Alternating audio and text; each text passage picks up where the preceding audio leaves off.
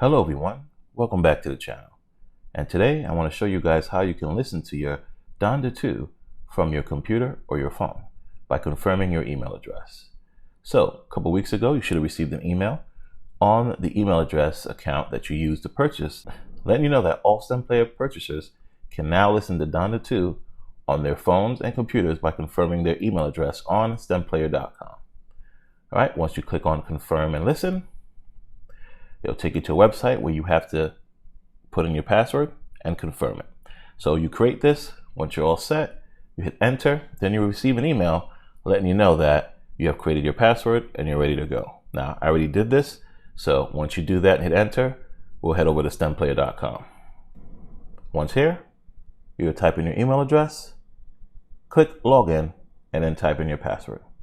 From there, you click on login, and now, if all is well, you should see your Donda 2 track list. Now, I'm going to play some of these, but I might mute this so that I don't get copyrighted.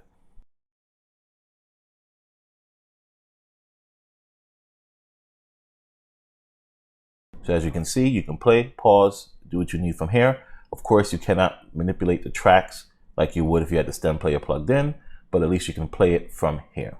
Now, as you can see also, he added an additional track, Easy, which features the game.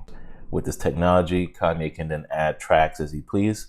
And so from here now, as you can see, if your computer is connected to any other device, whether it be Bluetooth or your stereo, or whatever the case is, you can now play these tracks from there and stream it to your devices.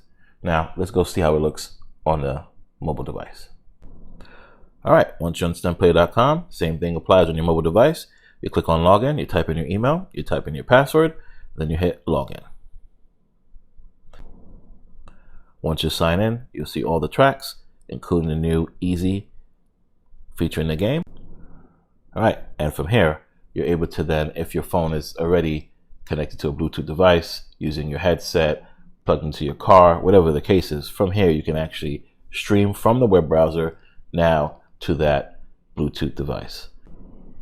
If you guys find this information helpful, please like, subscribe, hit the notification bell, share it to your friends and family. If you have any questions, please leave comments below. I'll do my best to get back and answer you. Thank you.